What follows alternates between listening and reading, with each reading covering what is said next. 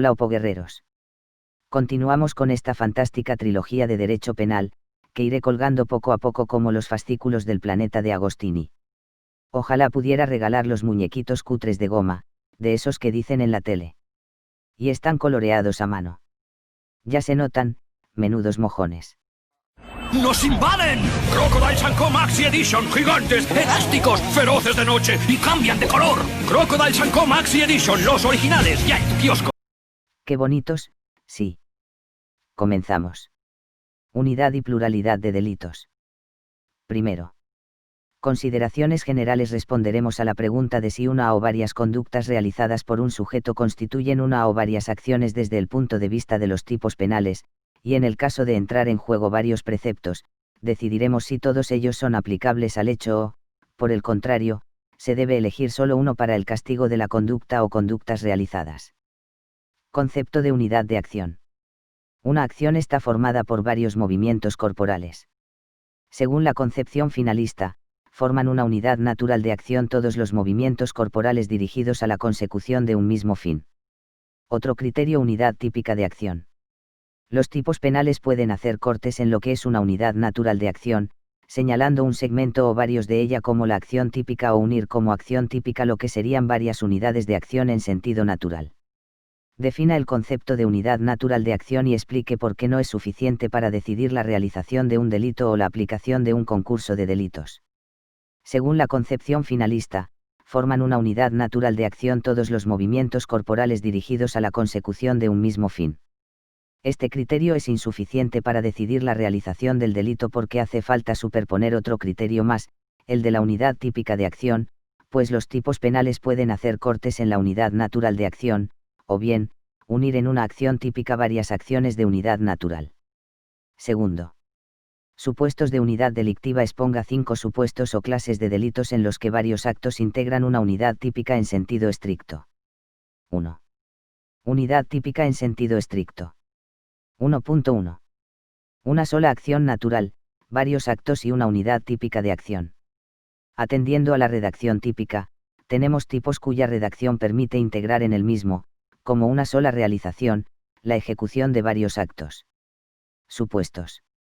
La repetición de actos homogéneos se integra en una unidad natural de acción.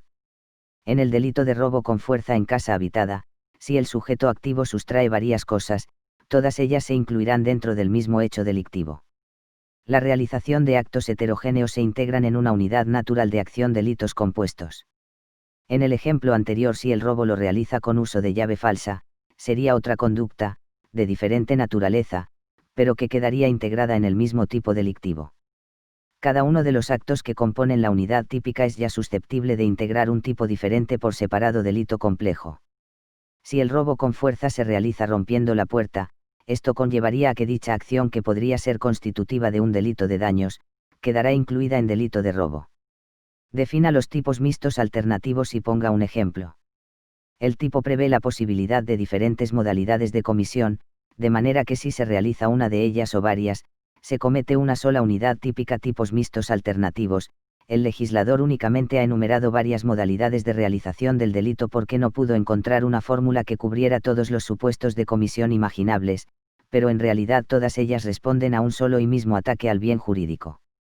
En el art. 238 CP el legislador establece cuáles son las acciones que conllevan a la realización de un robo con fuerza: escalamiento, rompimiento de pared, techo o suelo, etc. Las distintas acciones u omisiones realizadas para mantener una situación antijurídica en el tiempo son comprendidas en una sola unidad típica de acción. Delito permanente.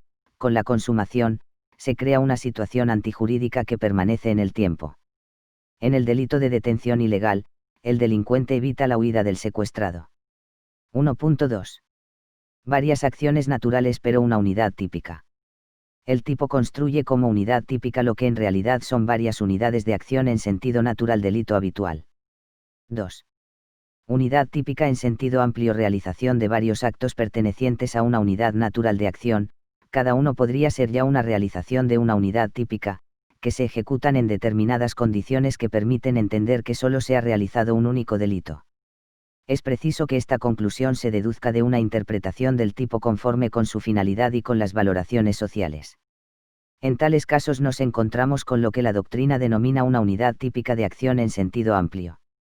Es decir, igualmente comprenderemos todos esos actos juntos como una sola realización del tipo. ¿Cuáles serían los requisitos según la doctrina para apreciar una unidad típica en sentido amplio? 1. La contextualidad o estrecha conexión espacial o temporal entre las diversas acciones típicas. 2. La elevación simplemente cuantitativa de la lesión al bien jurídico, o intensificación del injusto típico, por lo que en caso de bienes jurídicos eminentemente personales se exige también unidad de sujeto pasivo. 3. Existencia de una culpabilidad unitaria, o idéntica situación de motivación, o unidad de fin, desde la perspectiva subjetiva. Algunos autores incluyen aquí casos de progresión delictiva pasando por fases anteriores ya punibles. Realizaría una sola acción típica de homicidio quien mata a su víctima y en esa única acción típica se integrarían los actos preparatorios y la tentativa. Otros autores entienden que se trata más de un supuesto de concurso de leyes. Los límites que separan el concurso de leyes de la unidad típica no son siempre claros. 3. El delito continuado y el delito masa en ambos casos es una unidad delictiva creada a partir de varias unidades típicas de acción. Es decir, varias conductas, cada una de ellas ya de por sí representa una realización de un tipo o de tipos semejantes, son unidas por el legislador que pasa a considerarlas a todas juntas un único delito continuado o delito masa, a pesar de no encajar en las explicaciones de la unidad típica en sentido estricto, ni en sentido amplio. Finalidad inicial del delito continuado era de carácter humanitario. Explique los requisitos del delito continuado. Ponga un IGI de delito continuado y otro de delito masa. O ejemplo de delito continuado, el trabajador de una bodega que, para no ser descubierto, va sustrayendo poco a poco las botellas de vino de un lugar reservado. O ejemplo de delito masa, la persona que vende participaciones falsas de un supuesto número de lotería. En la actualidad, el delito continuado y su variante del delito masa se encuentran regulados en el art. 74 del CP. Los requisitos que establece el legislador en el CP para el delito continuado y de masa son: la realización de una pluralidad de acciones o de omisiones. Infracción del mismo precepto legal o preceptos de igual o semejante naturaleza. Ejecución de un plan preconcebido o aprovechamiento de idéntica ocasión. Unidad o pluralidad de sujetos pasivos. En los casos de infracciones contra el patrimonio en que se hubiere perjudicado a una generalidad de personas estamos ante la variante del delito masa. Exclusión de los bienes jurídicos eminentemente personales, salvo el honor y la libertad de indemnidad sexual. ¿Qué infracciones quedan excluidas de la posibilidad de aplicar un delito continuado? Queda excluida del ámbito del delito continuado las infracciones contra bienes jurídicos eminentemente personales, como la vida, la integridad física y la salud, la libertad de ambulatoria, etc., salvo el honor y la libertad de indemnidad sexual. No es necesario que la aplicación del delito continuado beneficie al reo, sino que por el contrario, y en contra de la finalidad con la que nació la figura, la regulación actual prevé la posibilidad de que su aplicación perjudique al reo. ¿Qué efecto negativo para el reo puede tener la aplicación de un delito continuado en las infracciones contra la propiedad? Puede suceder que, de no existir la figura del delito continuado, lo que debiera enjuiciarse como un concurso real de delitos leves, se convierta, al apreciarse un delito continuado, en un delito menos grave contra la propiedad, si al sumarse las cuantías de cada uno de los actos el total supera los 400 euros que separan el delito leve del menos grave. Ello hará que la apreciación del delito continuado lleve, en ocasiones, a una pena mayor que la que correspondería de no apreciarse la continuidad delictiva. Tercero. Supuestos de pluralidad delictiva: supuestos en que una o varias acciones, bien entendido que éstas no se corresponden con la unidad natural de acción sino con el segmento o segmentos recortados por los tipos, realizan varios delitos. 1. Concurso real de delitos. Art. 73 CP. Varias acciones u omisiones y varios delitos, el sujeto ha realizado una pluralidad de acciones u omisiones, cada una de las cuales realiza un delito. Cada acción natural o segmento relevante de la misma de las varias realizadas es comprendido por un solo tipo penal. ¿Cuáles son los requisitos para apreciar el concurso real de delitos? Para apreciar el concurso real de delitos con sus consecuencias penológicas, se exige que los hechos se enjuicien en el mismo proceso o que por su conexión o el momento de su comisión, pudieran haberse enjuiciado en un solo proceso y que sobre ninguno de ellos haya recaído ya sentencia condenatoria. Podemos distinguir, o concurso real homogéneo, el sujeto realiza varias acciones y todas ellas infringen el mismo precepto penal. O concurso real heterogéneo, cada una de las acciones realiza un tipo diferente. 2. Concurso ideal de delitos. Art. 77 CP. Una sola acción u omisión constituye dos o más delitos. La acción natural o el segmento de la misma recortado por el tipo es subsumible a la vez en dos o más preceptos, realiza a la vez dos o más tipos diferentes. En que coinciden y en que se diferencian el concurso ideal de delitos y el concurso de leyes. En ambos, una acción u omisión es subsumible en varias figuras delictivas. La diferencia entre ellos es que en el concurso ideal es necesario aplicar todos los tipos penales en juego, pues elegir solo uno de ellos supondría no tener en cuenta todo el desvalor del hecho. Sin embargo, en el concurso de leyes tan solo es necesario aplicar uno solo, ya que abarca todo el desvalor del hecho. Podemos distinguir, o concurso ideal homogéneo, una sola acción realiza simultáneamente varios delitos idénticos. O concurso ideal heterogéneo, con la misma acción se realizan dos tipos diferentes. 3. Concurso medial. Art. 77 CP. Expliqué en qué consiste el concurso medial y cómo restringe su aplicación el TS. El sujeto comete varios delitos y uno de ellos es medio necesario para cometer el otro. Un segmento de la unidad natural de acción ha sido recortado por un tipo penal como la acción típica y es a su vez el medio necesario para realizar otro tipo penal que recoge otro segmento distinto de esa acción natural como acción típica. Ambos delitos mantienen por tanto una relación de medio a fin. Tras la reforma LO 1/2015 el concurso medial de delitos recibe un tratamiento penológico propio, diferente del previsto para concurso ideal de delitos. Es esencial para la aplicación de esta figura determinar cuándo uno de los delitos es medio necesario para cometer el otro. Una parte de la doctrina exige que esa relación de necesidad se interprete en sentido real concreto y restrictivo. El delito tiene que ser objetivamente indispensable para cometer el segundo en la ocasión concreta. Esta es también la interpretación de la jurisprudencia. TS, no siendo suficiente que las diversas acciones aparezcan concatenadas por un propósito delictivo penal, sino que resulta inexcusable que aparezcan ligadas por elementos lógicos, temporales y espaciales. 4. El concurso de leyes penales.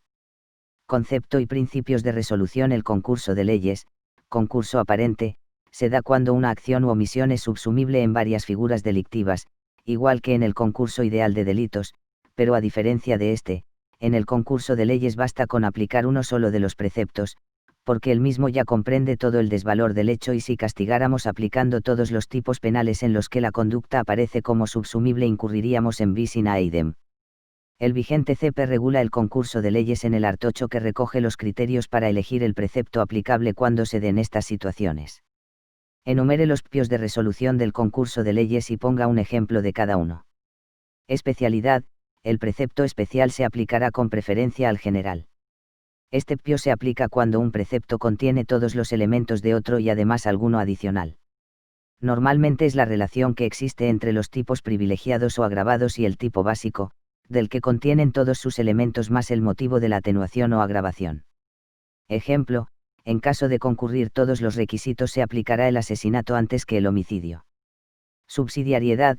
El precepto subsidiario se aplicará solo en defecto del PAL, ya se declare expresamente dicha subsidiariedad, ya sea esta tácitamente deducible.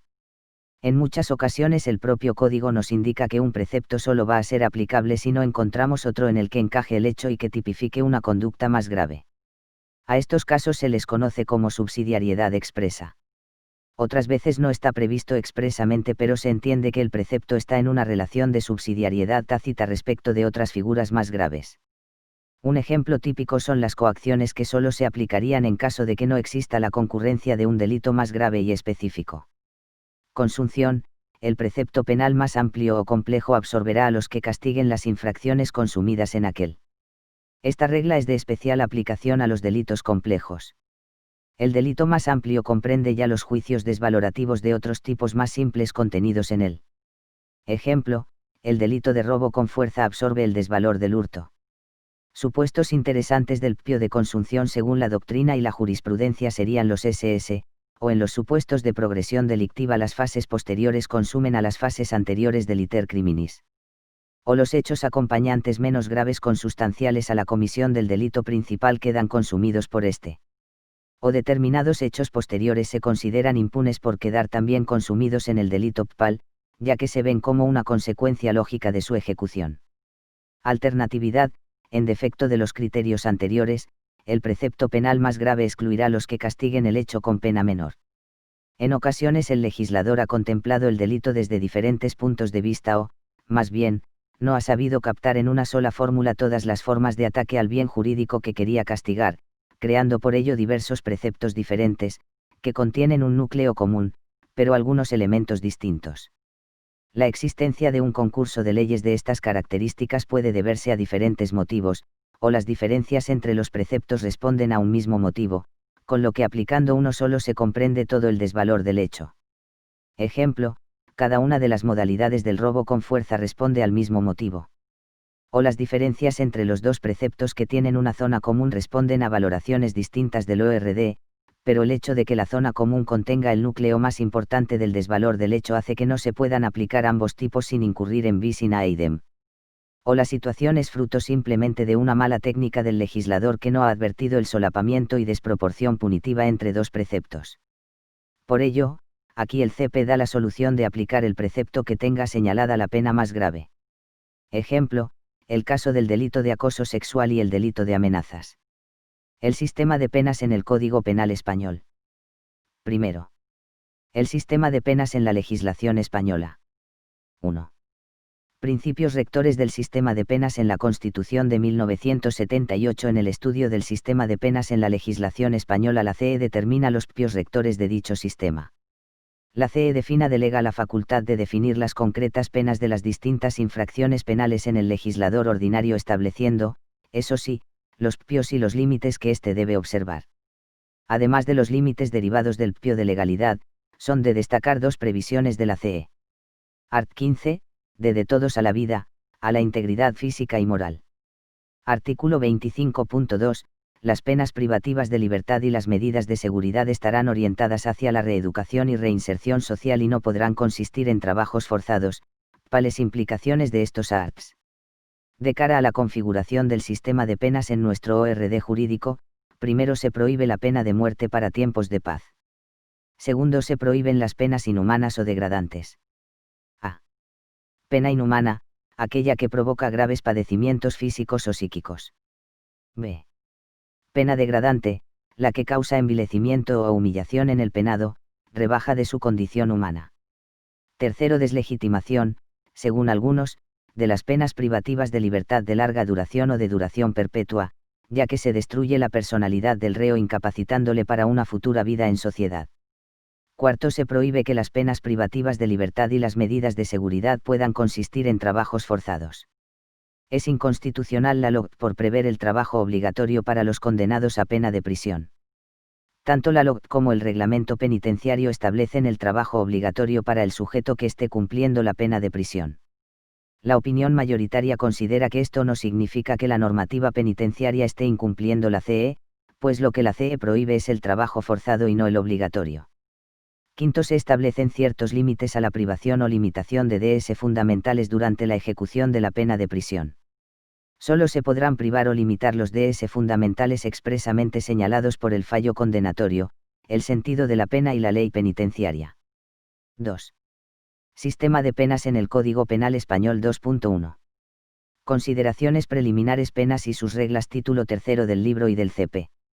Reformas posteriores: endurecimiento general de las penas y de las condiciones de su cumplimiento en consonancia con planteamientos retributivos y preventivos generales. Lo 1/2015 introduce la prisión permanente revisable.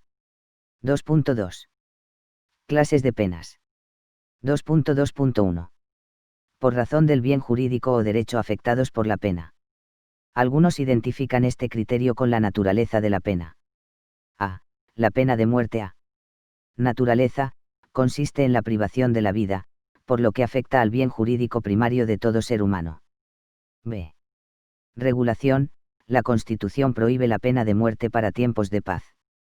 La instauración de la pena de muerte en España exigiría en todo caso la reforma de la CE. Hoy en día, para aplicar la pena de muerte, habría que modificar por ley orgánica, dado que la cuestión afecta al de fundamental de la vida, las leyes penales militares para tiempos de guerra, en virtud de lo establecido por la CE. Si la CE solo prohíbe la pena de muerte para tiempos de paz, se podría aplicar hoy día en España conforme al derecho vigente si se declarase una guerra contra un Estado extranjero. El art. 15 CE dice que queda abolida la pena de muerte salvo lo que puedan disponer las leyes penales militares para tiempos de guerra. El nuevo CP militar sí prevé la pena de muerte en tiempos de guerra, aunque tal expresión ha sido sustituida por en situación de conflicto armado, es decir, ya no se requiere una declaración de guerra entre las partes enfrentadas. B. Penas privativas de libertad. A. Naturaleza, afectan de forma directa a la libertad ambulatoria del penado, que será obligado a permanecer en un lugar durante un determinado periodo de tiempo. B. Exigencia constitucional. El artículo 25.2 CE exige que las penas privativas de libertad estén orientadas hacia la reeducación y reinserción social. Porque algunos entienden que las penas de prisión de larga duración o de duración indeterminada son contrarias al mandato constitucional previsto en el artículo 25.2 respecto de las penas privativas de libertad. El artículo 25.2 CE no exige que la reeducación y la reinserción tengan que satisfacerse en todo caso, pero lo que sí exige es que la ley que regula la pena de prisión no establezca un régimen que, de partida, excluya esta posibilidad, algo en lo que incurre el sistema vigente al imponer periodos tan prolongados de privación efectiva de libertad. C. Regulación. El art. 35 CP establece que son penas privativas de libertad la prisión permanente revisable, la prisión, la localización permanente y la responsabilidad personal subsidiaria por impago de multa. ¿Qué tienen en común y en qué se diferencian la pena de prisión y la prisión preventiva? El artículo 34.1 dispone que no se reputarán penas la detención y prisión preventiva. Tanto las penas privativas de libertad como la prisión preventiva suponen la retención obligatoria del sujeto, afectando a la libertad deambulatoria. Sin embargo, son de distinta naturaleza, mientras que la pena de prisión es una pena impuesta en virtud de resolución judicial, la prisión preventiva es una medida cautelar de naturaleza penal que se acuerda para proceder a investigar el delito, garantizar el desarrollo del proceso y, en caso de prisión preventiva, asegurar la presencia del sujeto a quien se atribuye responsabilidad penal en dicho proceso. Puede la prisión preventiva abonarse para el cumplimiento de la pena finalmente impuesta aunque la misma no sea privativa de libertad. Siempre que el abono de la prisión provisional se realice respecto de la condena impuesta en una sola causa, se puede proceder al mismo incluso aunque la pena impuesta no sea privativa de libertad. C. Penas privativas de otros DSA. Naturaleza, afecta a cualquier del ciudadano que no sea el de la vida, la libertad ambulatoria o el patrimonio. Porque la expresión penas privativas de DS que emplea el art. 39 CP no debe interpretarse en sentido literal. Porque todas las penas son, en sentido amplio, privativas de algún de. Por ello, parece más afortunada la expresión que utiliza el art. 32 CP al referirse a las mismas como penas privativas de otros DS que la fórmula del art. 39 CP, que se podría utilizar para hacer referencia a cualquier tipo de pena. B. Regulación. El art. 39 CP establece las penas privativas de otros DS que pueden imponerse en nuestro sistema legal, diferenciando 6 grupos. Las inhabilitaciones. La privación de la patria potestad. Las suspensiones de empleo o cargo público. Las privaciones de otros DS específicos. Las restricciones de la libertad ambulatoria. Los trabajos en beneficio de la comunidad. El artículo 34.1 CP establece que no se reputarán penas las medidas cautelares de naturaleza penal, como la suspensión o limitación temporal de determinados DS del imputado. D. Penas patrimoniales. La multa penal a. Naturaleza, afecta al patrimonio del penado y tiene naturaleza pecuniaria. B. Regulación. Existen 2 clases de pena de multa. Sistema de días multa, es el que se impone con carácter general, salvo que la ley disponga otra cosa, y la multa proporcional, se impone solo en los casos en los que el código expresamente lo determine y en proporción al daño causado, el valor del objeto del delito o el beneficio reportado por el mismo. El artículo 34.1 CP niega la naturaleza de penas a todas las medidas cautelares de naturaleza penal. No tiene consideración de pena las multas que en uso de atribuciones gubernativas o disciplinarias se impongan a los subordinados o administrados y las sanciones reparadoras que establezca las leyes civiles o activas. 2.2.2. Por razón de su gravedad. A. Significado del criterio clasificador. En atención a su naturaleza, que se identifica con la importancia del de o bien jurídico afectado, y a su duración, las penas se clasifican en graves, menos graves y leves. B. Regulación A. Penas graves: prisión permanente revisable, prisión superior a 5 años, inhabilitación absoluta y la especial superior a 5 años. B. Penas menos graves: prisión de 3 meses a 5 años, inhabilitaciones especiales hasta 5 años, suspensión del empleo o cargo público hasta 5 años. C. Penas leves: privación del de conducir vehículos a motor o ciclomotores de 3 meses a 1 año, privación del de a tenencia y porte de armas de 3 meses a 1 año, multa de hasta 3 meses. C. Trascendencia de la clasificación: trascendencia relativa. 2.2.3. Por razón de su autonomía o posición funcional. A. Significado del criterio clasificador: se distingue entre a. Penas pales: no dependen de otras para ser impuestas, sino que se prevén expresamente como las consecuencias de la infracción penal tal y como la misma aparece regulada en el CP. B. Penas accesorias: su imposición se vincula obligatoria o potestativamente a ciertas penas pales o a determinados delitos. B. Regulación: salvo en los casos expresamente previstos, la duración de la pena accesoria es igual a la pena PPAL. Por otro lado, las penas accesorias requieren siempre condena expresa por parte de los tribunales. Las reglas de la imposición de las penas accesorias del CP permiten diferenciar entre 3 posibilidades. A.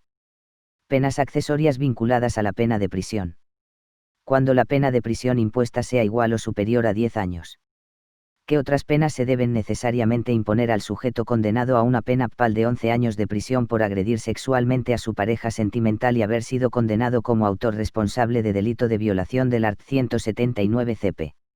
Se impondrá la pena de inhabilitación absoluta durante el tiempo que dure la condena. El juez podrá además imponer la inhabilitación especial para el ejercicio de la patria potestad, tutela, curatela, guarda o acogimiento, o bien la privación de la patria potestad, cuando estos de se hubieren tenido relación directa con el delito cometido, vinculación que deberá determinarse expresamente en la sentencia. Cuando la pena de prisión impuesta sea inferior a 10 años, los jueces o tribunales impondrán, atendiendo a la gravedad del delito, como penas accesorias alguna o algunas de las siguientes: 1. Suspensión de empleo o cargo público; 2. Inhabilitación especial para el de sufragio pasivo durante el tiempo de la condena; 3. Inhabilitación especial para el empleo o cargo público. B. Penas accesorias vinculables a determinadas infracciones penales: prohibición de residir o acudir a determinados lugares, de aproximarse o de comunicarse con determinadas personas, art. 48. Porque las prohibiciones del art. 48 CP pueden perder gran parte de su sentido si son impuestas como penas accesorias cuando la pena PAL es de prisión y la duración de aquellas no puede superar a la de esta. Las prohibiciones resultan en estos casos perfectamente prescindibles, salvo que el sujeto se encontrase en libertad condicional, en régimen de semilibertad, por haber accedido al tercer grado penitenciario, o disfrutando de un permiso de salida, pues su cumplimiento se logra necesariamente con el de la pena de prisión. C. Pena accesoria necesariamente vinculada a determinadas infracciones penales cuando existe una determinada relación entre el sujeto activo y pasivo, prohibición de aproximarse a la víctima, o a aquellos de sus familiares u otras personas que determine el juez o tribunal, art. 48. 2.2.4. Por razón de su pluralidad o singularidad pena única, aquella que aparece prevista como la sola consecuencia de la infracción penal. Penas acumulativas: cuando la infracción penal tiene previstas 2 o más penas de naturaleza diversa que se aplican conjuntamente. Penas alternativas: aquellas previstas como consecuencia de la infracción penal de naturaleza diversa y de aplicación mutuamente excluyente, quedando al arbitrio del juez la imposición de una u otra. En algunos casos el legislador combina la acumulación y la alternatividad. 2.2.5. Penas originarias y penas sustitutivas. Penas originarias son las específicamente previstas por la ley para el delito en cuestión, ya sean únicas, o acumulativas o alternativas. Penas sustitutivas no aparecen previstas por la ley como penas de la infracción penal, pero el juez o tribunal puede imponerlas en lugar de las mismas siempre que se den los requisitos legales establecidos al respecto. El CP, tras reforma lo 1/2015, solo prevé dos supuestos de sustitución en sentido estricto, en los que la sustitución es además, como regla general, obligatoria. El artículo 166.1 CP establece que el reo de detención ilegal que no dé razón del paradero de la persona detenida será castigado con una pena de prisión de 10 a 15 años. ¿Por qué se puede afirmar que la pena prevista por ese precepto es privativa de libertad, grave, PAL, única y originaria? Se trata de una pena privativa de libertad, porque consiste en una restricción de la libertad deambulatoria del penado, concretamente su reclusión en una prisión. Grave, porque como establece el artículo 33.2 CP, supone una pena de prisión superior a 5 años. PAL, porque es la que se prevé expresamente por la comisión de esta infracción penal. Única, porque aparece prevista como la sola consecuencia de la infracción penal. Originaria, porque es la específicamente prevista por la ley para el delito en cuestión. Las penas privativas de libertad. Primero, tipología y cómputo 1. Las penas privativas de libertad 1. Breve referencia a su evolución histórica. ¿Por qué la mera privación de libertad como pena no satisfacía las exigencias preventivo generales en el período preiluminista? Hasta el siglo XVIII la libertad era privilegio de unos pocos y no un de esencial del individuo al que se le concediese excesiva importancia.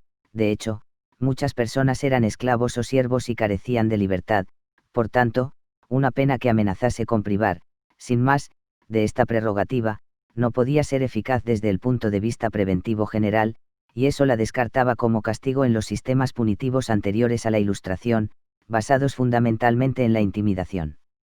¿Por qué se dice que la privación de libertad no tenía un carácter autónomo con anterioridad al siglo XVIII? Al no satisfacer las exigencias preventivo generales, la retención del penado solía ser de carácter instrumental, de manera que se imponía para satisfacer otros fines, como asegurar la presencia del penado en el proceso que se siguiese contra él, o aplicar otras penas que, por su propia naturaleza, requerían su presencia, como la muerte o las penas corporales. Con el triunfo del pensamiento liberal y el nacimiento de la libertad, entendida como de esencial de la persona, surgen teorías que amparan el castigo sobre la libertad, Betamo Beccaria. Así, la privación de libertad se configura como el castigo por antonomasia en los sistemas punitivos liberales del siglo XIX. Ello se explica por los siguientes motivos. La privación de libertad, como pena autónoma, ganó peso intimidatorio por la nueva concepción del de al que afectaba. Esta pena satisfacía así las exigencias preventivo generales y también las preventivo especiales, al menos en su vertiente negativa. La privación de libertad podía ser de distinta duración, por lo que resultaba graduable en atención a la gravedad del delito. La privación de libertad daba también respuesta al ideal humanitario que debía inspirar el orden punitivo, puesto que su aplicación era compatible con la reeducación del penado mientras durase el encierro a través de programas de rehabilitación en el medio carcelario. 2. Las penas privativas de libertad en el CP español desde 1822, la mayoría de las penas previstas en los CP españoles son privativas de libertad, distinguiéndose unas de otras según la duración y las condiciones de cumplimiento. El CP de 1973 diferenciaba entre reclusión mayor y menor, prisión mayor y menor, arresto mayor y menor. El CP de 1995 simplifica en parte esta regulación, pues solo contempla una clase de pena de prisión que podrá, eso sí, considerándose grave o menos grave, nunca leve, en función de su duración. La reforma lo 1/2015 introduce la pena de prisión permanente revisable como pena grave y distinta de la pena de prisión. Además, el sistema vigente incorpora otras dos clases de penas a la categoría de penas privativas de libertad, localización permanente y responsabilidad personal subsidiaria por impago de multa. 2.1 La prisión permanente revisable. 2.1.1 Consideraciones previas. Novedad de la LO 1/2015. ¿Qué razones esgrime el legislador de 2015 para justificar la implementación de la prisión permanente revisable y qué objeciones se pueden hacer al respecto? El legislador justifica esta decisión sobre la base de tres razones. 1. La prisión permanente revisable constituye una pena presente en los ordenamientos de otros países europeos. A pesar de que eso sea cierto, la mera referencia al de comparado no es suficiente para justificar la introducción de esta medida tan extrema. Al respecto, es preciso valorar su necesidad en atención a la realidad criminológica del Estado donde se quiere implantar, así como las características de su sistema punitivo en conjunto. 2. Este tipo de respuesta punitiva es necesaria para delitos de extrema gravedad, en los que los ciudadanos demandaban una pena proporcional al hecho cometido. Por un lado, la selección de los delitos de extrema gravedad es en parte arbitraria y cuestionable. Por otro, traer a colación el ideal retributivo como elemento justificador de una pena tan severa es un planteamiento engañoso. 3. Esta pena está sujeta a un régimen de revisión, lo que hace que no sea contraria al artículo 25.2 CE ni a los arts. 15 CE y 3 C. Los plazos tan prolongados que se han de cumplir para esa revisión reducen hasta casi eliminar la posibilidad de reinserción del penado y abocan a su irreversible deterioro físico y psíquico, lo que puede ser constitutivo de trato inhumano y degradante y atentatorio contra la dignidad humana. 2.2.2. Contenido, extensión y cómputo. Contenido, es el mismo que el de la pena de prisión, obligación del penado de permanecer retenido en un centro penitenciario durante un tiempo y, por lo general, de manera continuada. Esta pena afecta además a otros DS fundamentales. Tiene la consideración de pena grave. Cómputo, mismas reglas que para la pena de prisión. Extensión, puede prolongarse tanto como la vida del penado. 2.2.3. Ámbito de aplicación. Está prevista como pena PAL de los SS delitos. Delitos de asesinato, siempre que se den determinadas circunstancias. Homicidio del rey, reina, príncipe o princesa. Homicidio de un jefe de Estado o persona internacionalmente protegida. Genocidio, siempre que se den determinadas circunstancias. Delitos de lesa humanidad si causaran la muerte de alguna persona. 2.2. La prisión. 2.2.1. Contenido y extensión. Contenido, el mismo que el de la pena de prisión permanente revisable. Extensión, o el límite mínimo es de 3 meses. Si por la aplicación de las reglas de determinación procede imponer una pena inferior a 3 meses, se sustituirá en todo caso por la de multa, trabajos en beneficio de la comunidad o localización permanente. Se puede cumplir la pena de prisión que resulte de la responsabilidad personal subsidiaria por impago de multa cuando la misma tiene una duración de 1 mes.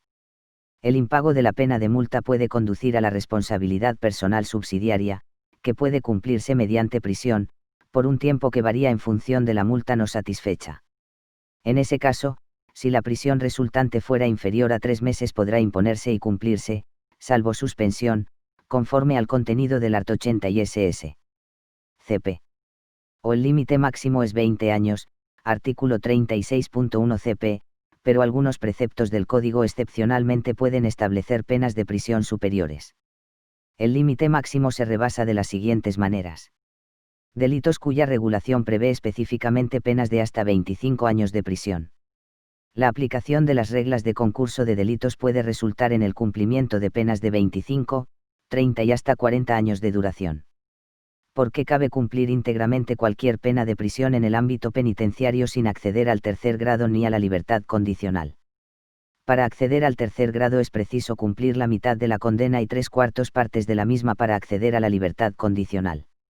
Pero esto se aplica no sobre el límite máximo de cumplimiento efectivo, sino sobre la suma total de las condenas impuestas, cuya mitad puede superar dicho límite máximo. En supuestos de pluralidad delictiva que no quepa aplicar la acumulación de penas que suponen la imposición de un límite máximo de cumplimiento efectivo, la pena de prisión no queda sujeta a términos absolutos en cuanto a su duración.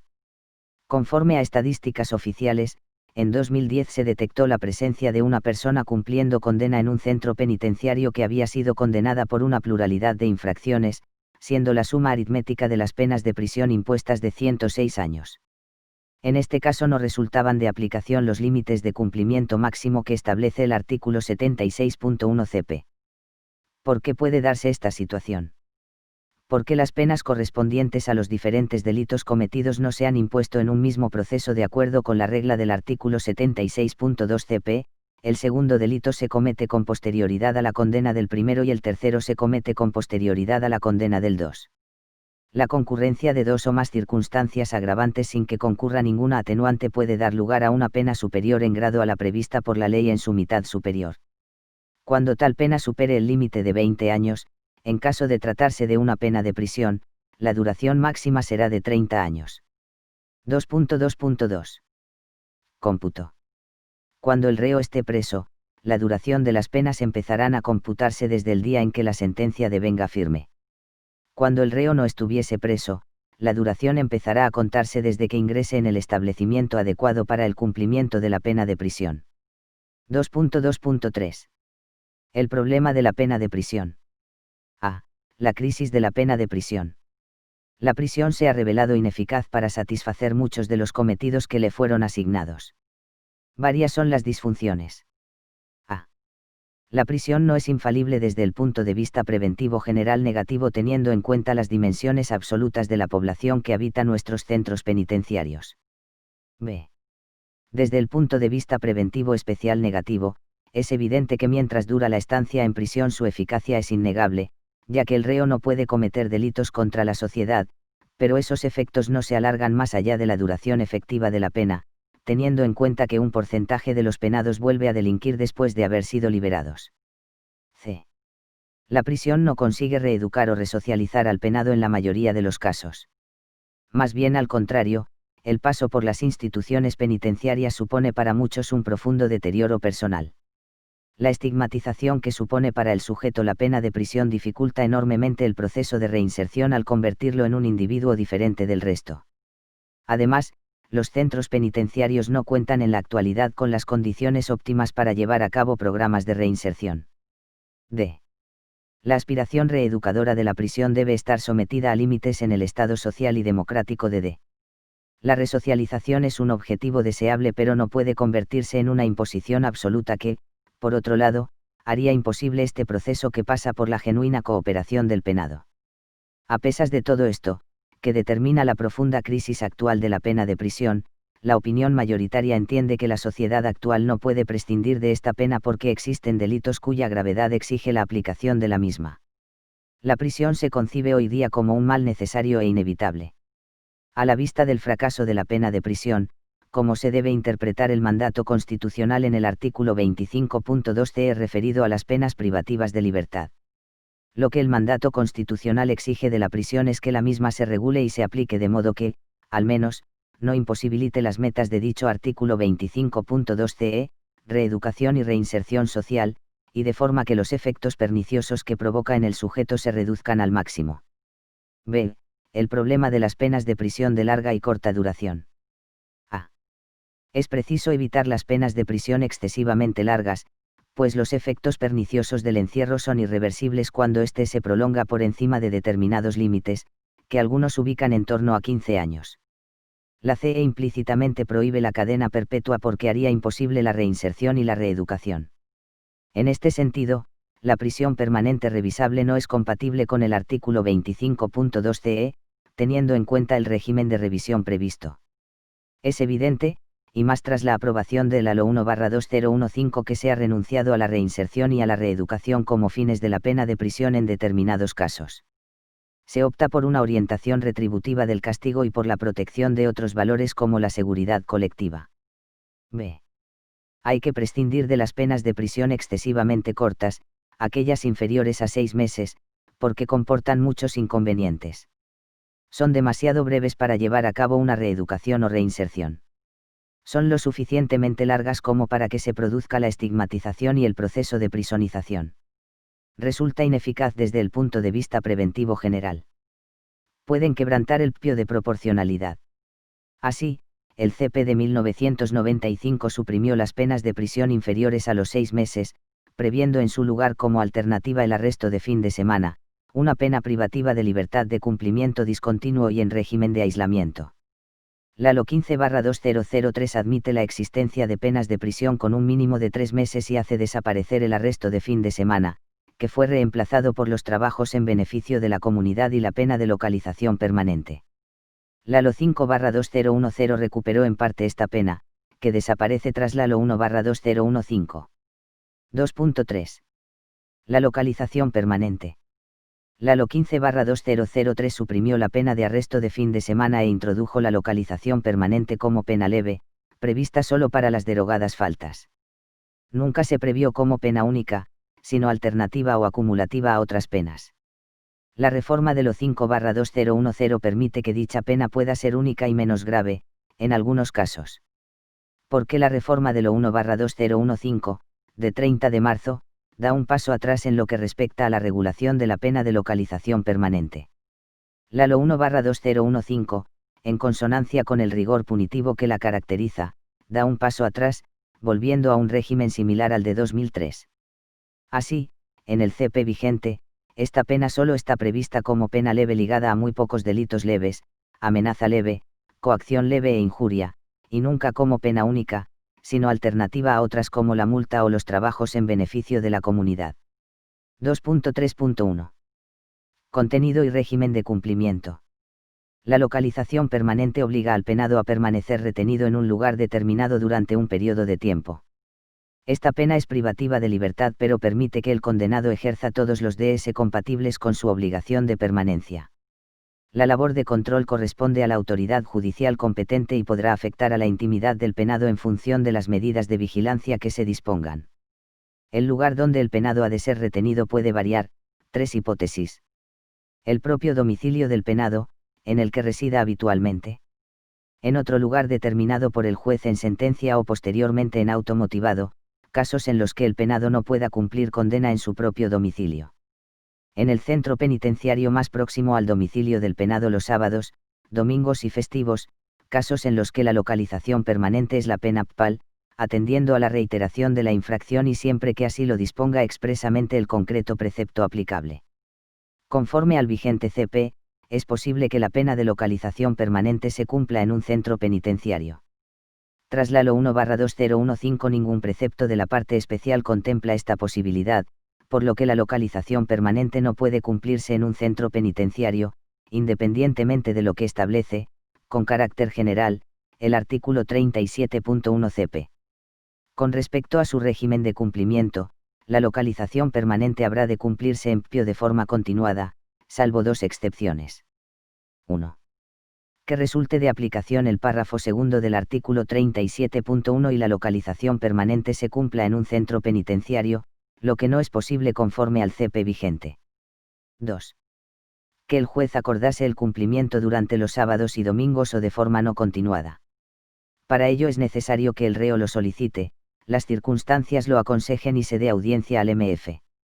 Si el condenado incumpliera la pena de localización permanente, el juez o tribunal sentenciador deducirá testimonio para proceder de conformidad con lo que dispone el art. 468 CP, que regula el quebrantamiento de condena. 2.3.2. Extensión y cómputo. Extensión, o el artículo 37.1 CP no dispone de manera expresa un límite mínimo de duración que el régimen de 2003 establecía en un día. No obstante, el art. 33 CP no contempla la posibilidad de que la localización permanente tenga una duración inferior. O el límite máximo es ahora de 6 meses, cuando en 2003 era 12 días. Se puede rebasar, cuando el penado incumpla la pena de multa, quedará sujeto a una responsabilidad personal subsidiaria que podrá cumplirse mediante un día de localización permanente por cada 2 cuotas de multa insatisfechas. Cómputo. Si el reo estuviese preso por otra causa en el momento en que la sentencia condenatoria a localización permanente deviene firme, deberá cumplir la misma una vez liquidada la pena de prisión. 2.3.3. Problemas que plantea. Se duda del potencial preventivo de esta pena, tanto en el ámbito de la prevención general, como en el de la prevención especial negativa. La capacidad preventiva de esta pena es especialmente baja cuando la misma tiene una duración corta y se ha de cumplir en el domicilio del penado.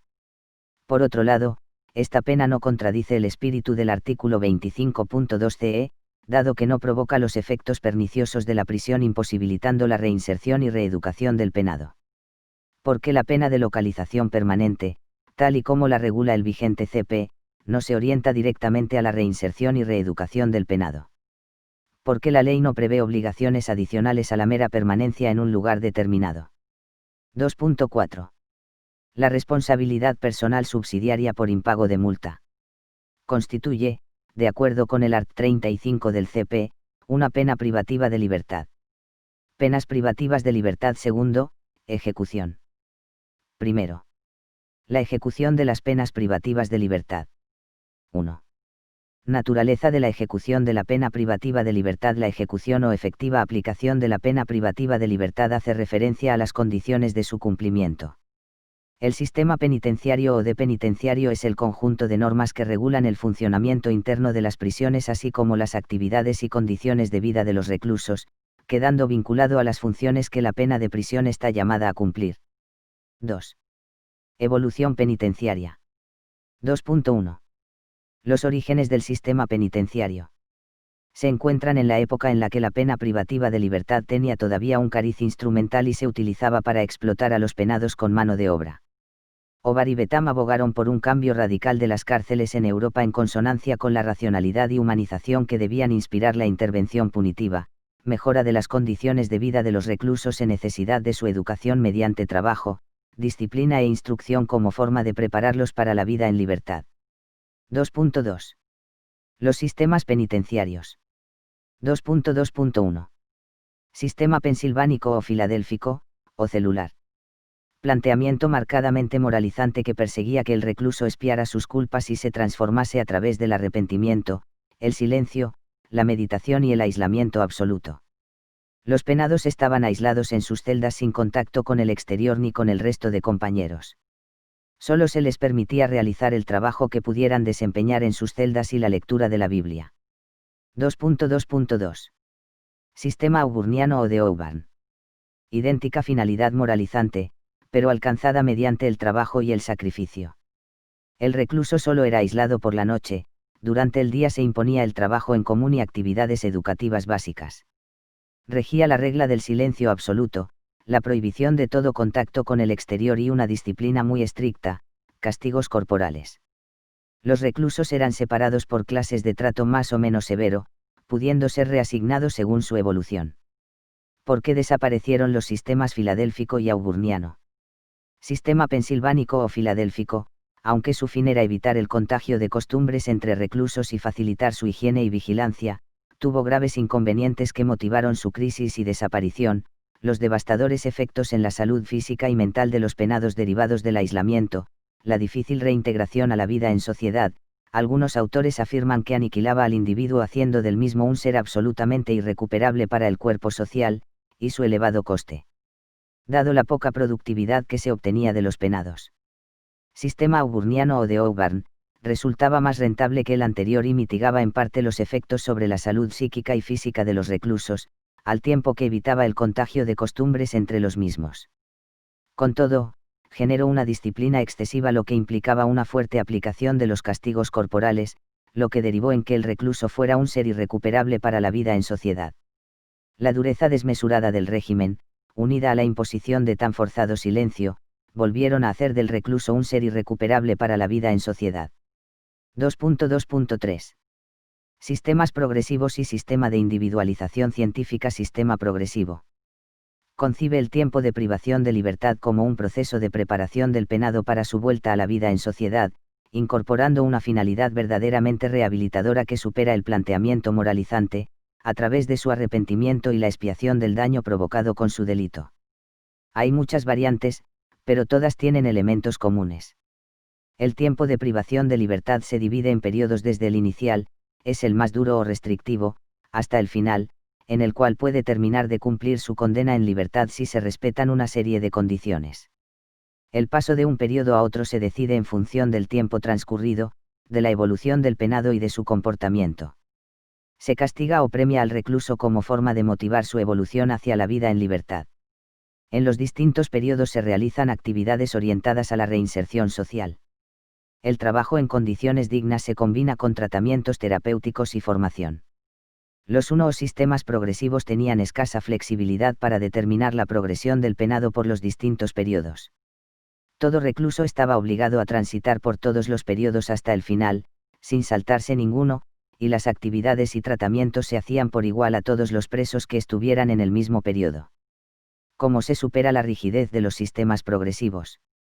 La rigidez descrita fue superada por el sistema de individualización científica. Sus particularidades son: permite, dentro de ciertos límites, que el recluso pueda ser inicialmente clasificado en cualquiera de los periodos de cumplimiento. El penado no tiene por qué pasar por todos los periodos hasta llegar al último, Su progresión se puede acortar eliminando el tránsito por alguno de esos periodos o abreviando la duración prevista para cada periodo. Se prevé un tratamiento y un régimen individualizado de cumplimiento para cada recluso en atención a sus circunstancias personales y a sus necesidades y con independencia del periodo en que se encuentre. 3. El derecho penitenciario español. El de penitenciario es el conjunto de normas que regulan la ejecución o régimen de cumplimiento de las penas y medidas de seguridad privativas de libertad. Es una parte del orden jurídico inmediatamente vinculado al DP. Constituye una parte de la eius puniendi estatal y como tal está llamado a cumplir determinadas funciones y a respetar determinados límites y garantías de acuerdo con la CE. 3.1. El régimen de ejecución de las penas de prisión en la LOGPI en el R penitenciario. 3.1.1. Consideraciones previas. A. Normativa vigente y sistemas penitenciarios. Los aspectos esenciales de la ejecución de la pena se recogen en la LOGP, Ley Orgánica de carácter estatal. El CP prevé el desarrollo reglamentario de esta ley, Reglamento Penitenciario. La LOGPI y el RD 190/1996 se inspiran en el sistema de individualización científica. Esta normativa diferencia distintos grados o etapas de cumplimiento de la pena a las que se les asigna un régimen de vida y actividades más o menos restrictivas de los DS del penado. Por otro lado, rige con ciertas limitaciones el PIO de flexibilidad que afecta a la clasificación inicial del penado en los distintos grados, a su progresión o regresión y al concreto régimen que le asigne. Aunque la LO 1/2015 no modifica estas normativas, hay algunas puntualizaciones. El contenido de la prisión permanente revisable es el mismo que el de la pena de prisión, por lo que los aspectos generales de la normativa penitenciaria son de aplicación para esta pena. La reforma de 2015 redefine la naturaleza de la libertad condicional que pasa a ser una forma de suspensión de la pena de prisión permanente revisable y de la pena de prisión. B. Régimen penitenciario y tratamiento. El régimen de cumplimiento de la condena del penado determina la distribución de su tiempo en su día a día así como el conjunto de actividades que tendría que realizar. Ello forma parte de los deberes del interno, entre los que se encuentra el de desempeñar un trabajo. En paralelo a este régimen, el penado será destinatario de un tratamiento, un conjunto de actividades directamente dirigidas a la consecución de su reeducación y reinserción social. Existe una plena identificación entre el régimen y el tratamiento penitenciario. Existe pues una clara vinculación entre el régimen de cumplimiento de la pena de prisión y el tratamiento, ya que ambos deben orientarse a la consecución de los mismos fines de reinserción y rehabilitación del artículo 25.2 CE. No obstante, no se puede decir que exista una plena identificación entre uno y otro. Régimen y tratamiento comparten algunos elementos, como el trabajo que el penado está obligado a realizar. Esta actividad laboral es, al tiempo, una obligación para el interno y una parte esencial de su tratamiento. Dicha obligatoriedad no puede predicarse del resto del contenido del tratamiento. 3.1.2. Establecimientos penitenciarios.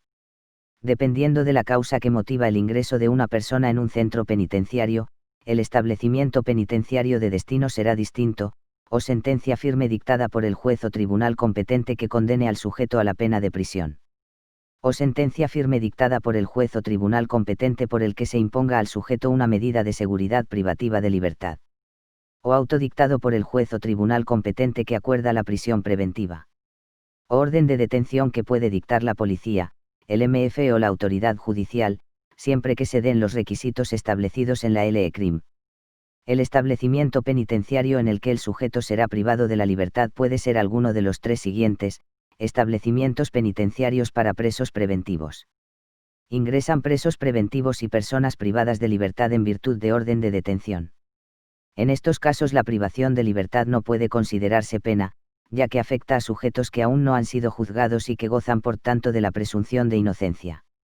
No se procede a su clasificación en grado ni se les asigna tratamiento, ya que no hay necesidad de resocialización dado que aún no se ha probado que hayan delinquido.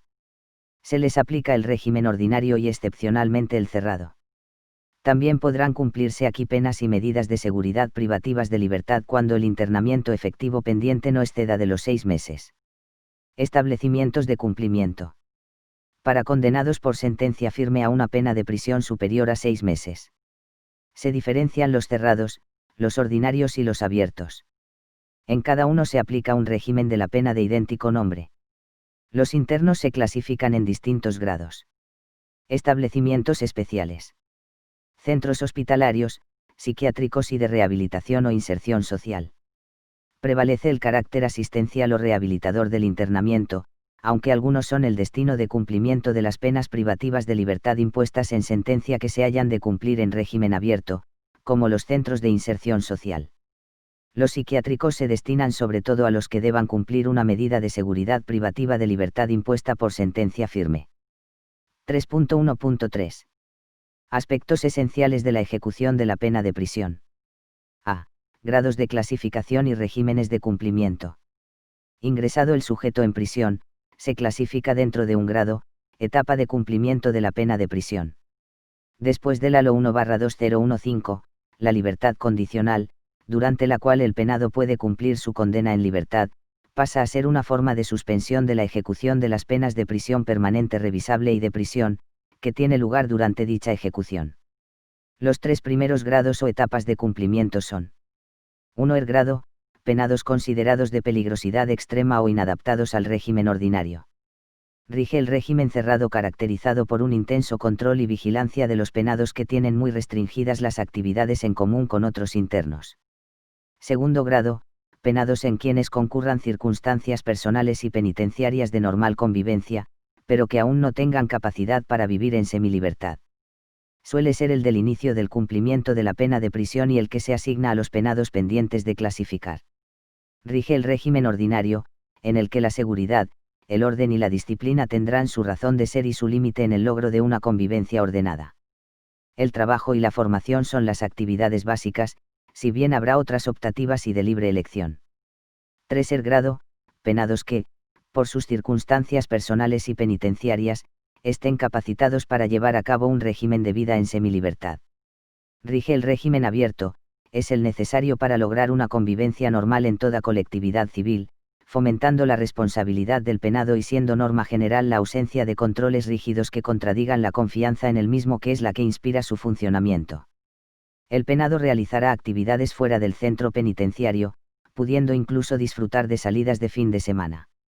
B. El PIO de flexibilidad, particularidad esencial del sistema de individualización científica como variante de los sistemas progresivos que rige en el sistema penitenciario español. Posibilidades. Flexibilidad en cuanto a la clasificación inicial en grado. El penado, en atención a sus características personales, familiares, historial delictivo y necesidades de tratamiento detectadas tras su observación, puede ser clasificado inicialmente en cualquiera de los tres grados. Con carácter general, no puede acceder a la libertad condicional desde el inicio del cumplimiento. No obstante, la clasificación en el tercer grado exige haber satisfecho la responsabilidad civil derivada del delito. El CP establece una limitación para la clasificación inicial en tercer grado a través de los periodos de seguridad que se establecen respecto de la pena de prisión. Cuando la duración de la pena sea superior a 5 años, el juez podrá ordenar que la clasificación del condenado en el tercer grado no se efectúe hasta el cumplimiento de la mitad de la condena. La LO 5/2010 no obliga al juez a imponer esta limitación, sino que le faculta a ello. Por su parte, el JVP, previo pronóstico, podrá acordar razonadamente, oídos el MF, instituciones penitenciarias y demás partes, la aplicación del régimen general de cumplimiento. Se establece esto para los casos en los que el juez o tribunal sentenciador haya optado por retrasar la clasificación del penado en el tercer grado hasta que se haya cumplido la mitad de la condena y no seguir el régimen general del cumplimiento que prevé el artículo 72.3 LOB. Cuando la duración de la pena de prisión sea superior a 5 años y consecuencia de la comisión de delitos referentes a organizaciones y grupos terroristas, delitos de terrorismo, de prostitución, explotación sexual y corrupción de menores cuando la víctima fuese menor de 13 años, la clasificación del condenado en el tercer grado penitenciario no podrá efectuarse hasta el cumplimiento de la mitad de la misma. La LO 5/2010 estableció esta limitación que el juez sentenciador tiene la obligación de observar sin que el JVP pueda aplicar el régimen general. Telmo es condenado como autor de un delito de agresión sexual, cuya víctima tiene 12 años de edad, a la pena PAL de 7 años de prisión. Transcurridos 3 años de cumplimientos de condena, Telmo le pregunta a su abogado si puede acceder al tercer grado penitenciario. Que tendría que responderle su abogado en atención a la legislación vigente y por qué. En este caso faltaría medio año más de cumplimiento efectivo de la pena de prisión, ya que se podría acceder al tercer grado una vez cumplida la mitad de dicha pena, que serían 3 años y medio. Porque los denominados periodos de seguridad que establece el CP desvirtúan, hasta cierto punto, el sistema penitenciario como sistema progresivo o de individualización científica. La regulación vigente reduce la flexibilidad del actual sistema penitenciario acercándolo a los sistemas progresivos originarios, en los que, como criterio para determinar el régimen penitenciario, prevalece la gravedad de la pena impuesta sobre las posibilidades de reinserción del penado. Según la LO 1/2015, el acceso al tercer grado de los condenados a prisión permanente revisable deberá ser autorizado por el tribunal, previo pronóstico individualizado y favorable de reinserción social y oído el MF e instituciones penitenciarias, y el mismo no podrá efectuarse hasta el cumplimiento de 20 años de prisión efectiva, en el caso de que el penado lo hubiera sido por un delito de terrorismo.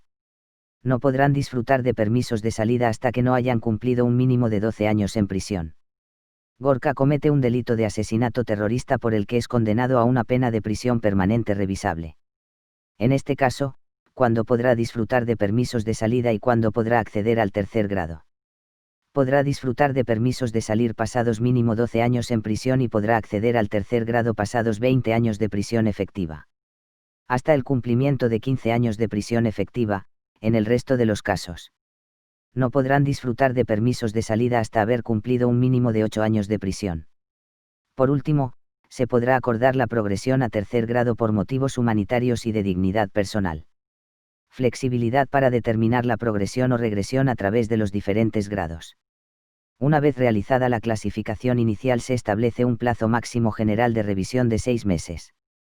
El plazo se reduce a 3 meses en los casos en los que a un preso preventivo se le asigne inicialmente el régimen cerrado.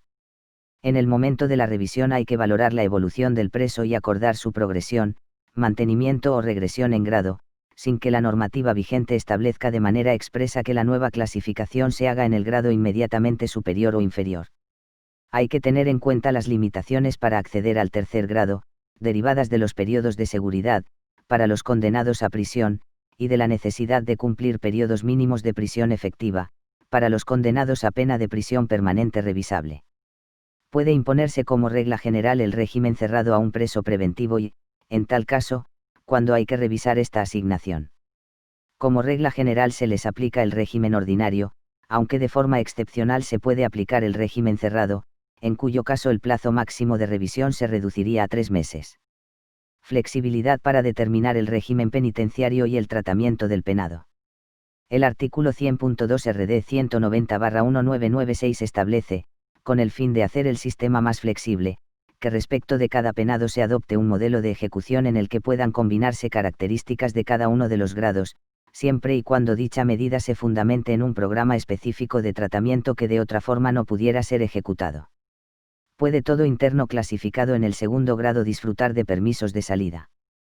Conforme a este pio de flexibilidad, el programa de cumplimiento y tratamiento asignado a un penado concreto podría combinar características propias de diferentes grados de clasificación. Por ello, un penado clasificado en segundo grado podría realizar salidas de fin de semana propias del régimen de los clasificados en el tercero grado, siempre que ello conste en su programa de tratamiento. 3.1.4. Beneficios penitenciarios, medidas que permiten la reducción de la duración de la condena impuesta en sentencia firme o la del tiempo efectivo de internamiento. Hoy día, la normativa vigente reconoce solo 2 clases de beneficios penitenciarios. El adelantamiento de la concesión de libertad condicional para los que cumplan los requisitos establecidos en el CP. La libertad condicional no es en sí un beneficio penitenciario, sino que lo es su obtención fuera del marco temporal que establece el régimen general. El indulto particular en la cuantía en que aconsejen las circunstancias para penados en los que concurran de modo continuado durante mínimo 2 años y en un grado que se pueda calificar de extraordinario todas y cada una de las siguientes circunstancias: buena conducta, desempeño de actividad laboral útil para la vida en libertad y participación en actividades de reeducación y reinserción social. La concesión del indulto supone una reducción de la condena impuesta en sentencia firme. ¿Qué efectos diferentes tiene la obtención del indulto respecto de concesión de la libertad condicional? El indultado pierde su condición de condenado, pues el indulto extingue la responsabilidad penal. En cambio, quien obtiene la libertad condicional no pierde su condición de condenado, por mucho que se encuentre en libertad, aunque obligado a cumplir determinadas condiciones. 3.1.6. Licenciamiento definitivo y asistencia postpenitenciaria. Licenciamiento definitivo se produce una vez que el penado ha cumplido su pena o cuando de algún otro modo se ha extinguido su responsabilidad penal. Deben ser plenamente reintegrados en el ejercicio de sus DS como ciudadanos sin que los antecedentes penales puedan ser en ningún caso motivo de discriminación social o jurídica. Esto último entra en contradicción con la agravante de reincidencia. Asistencia postpenitenciaria, cuando el sujeto abandona el centro penitenciario, bien con carácter definitivo o bien por libertad condicional, el MJ, a través de la Comisión de Asistencia Social, le prestará al penado y a sus familiares la asistencia social necesaria. Asimismo, si el liberado careciese de medios económicos, la admon penitenciaria le facilitará los necesarios para llegar a su residencia y subvenir a sus unos gastos. 3.2. Ejecución de la pena de localización permanente. Tras la LO 1/2015 no cabe cumplir la pena de localización permanente en un centro penitenciario. 3.3. El JVP. La LOP introdujo la figura del JVP otorgándole importantes competencias en el control de la ejecución de penas y medidas de seguridad privativas de la libertad. Competencias generales: hacer cumplir la pena impuesta, resolver los recursos referentes a las modificaciones que pueda experimentar con arreglo a la normativa vigente, salvaguardar los DS de los internos y corregir los abusos y desviaciones que puedan producirse en el cumplimiento de los preceptos del régimen penitenciario. ¿Qué competencias específicas confiere la LOP al JVP? Resolver propuestas y revocaciones de libertad condicional, aprobar beneficios penitenciarios, resolver recursos sobre clasificación inicial y progresiones en grado, y control jurisdiccional de la potestad disciplinarias de las autoridades penitenciarias, lo que incluye la aprobación de la sanción de aislamiento en celda superior a 14 días. Has elegido sabiamente.